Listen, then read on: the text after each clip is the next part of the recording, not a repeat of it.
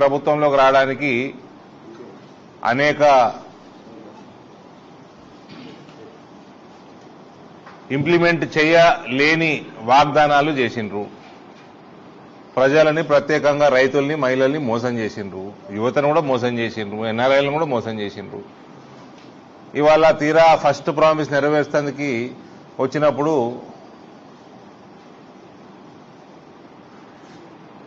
మన ప్రాంతంలో మన జిల్లాలో 2,55,000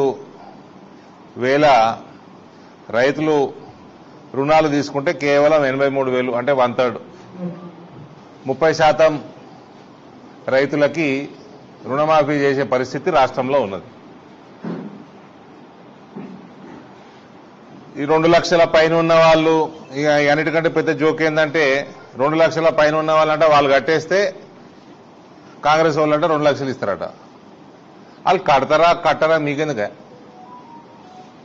నువ్వు 2 లక్షలు నువ్వు రుణమాఫీ చేయాలి కదా, అంటే ఆ పైసలు తీసుకొని ఇటు ఇస్తాడా?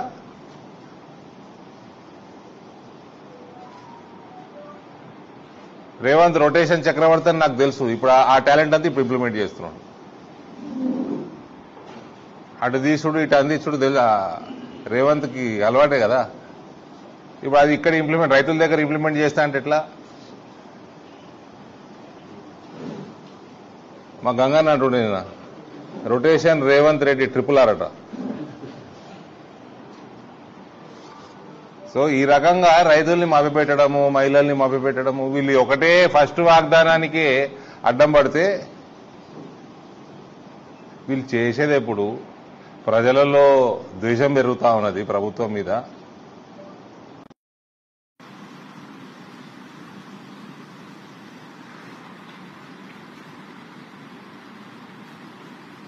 అప్పుడు మోసం చేసిందని కేసీఆర్ 10 సంవత్సరాలు అనేక వర్గాలని మోసం చేసిండని ఆయన ధర్మేసిండ్రు. ఇప్పుడు వీళ్ళొచ్చి ఫస్ట్ ఇయర్ ఫస్ట్ ప్రామిస్కే అడ్డం పడుతున్నారు.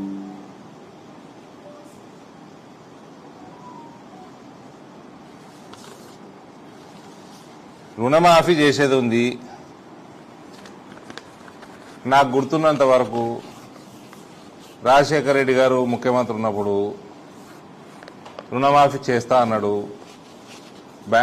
ప్రభుత్వంలోకి వచ్చిండు, ముఖ్యమంత్రి అయిండు, బ్యాంకులను పిలిచిండు, మాట్లాడిండు, అకౌంట్లు తెప్పించిండు, టోటల్ ఒక చెక్ ఇచ్చిండు, రుణాలన్నీ మాఫీ అయినాయి. ఈ రచ్చంతా ఎందుకే? అందరినీ మోసం చేసుడు కాకపోతే మోసం చేసే ధోరణి, అబద్ధాలు చెప్పిండ్రు. అంటే ప్రజలు కూడా రానున్న ఎన్నికలలో కూడా ప్రజలను కూడా రిక్వెస్ట్ చేస్తా ఉన్నా, బాగా గమనించాలా. కేసీఆర్ చిప్ప చేతిలో పెట్టిపోయిండు, ఆ చిప్పకు కూడా అన్ని పొక్కలే ఉన్నాయట.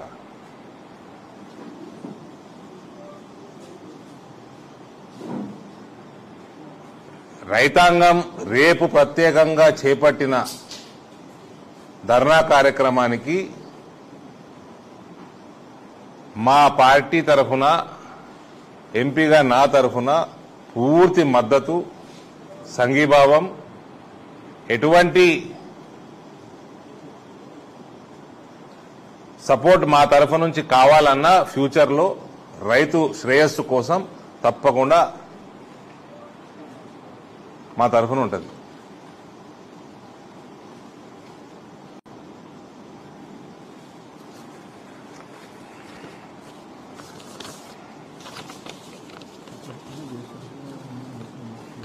ఇప్పటికైనా చక్కగా బ్యాంకులను పిలుచుకోండి.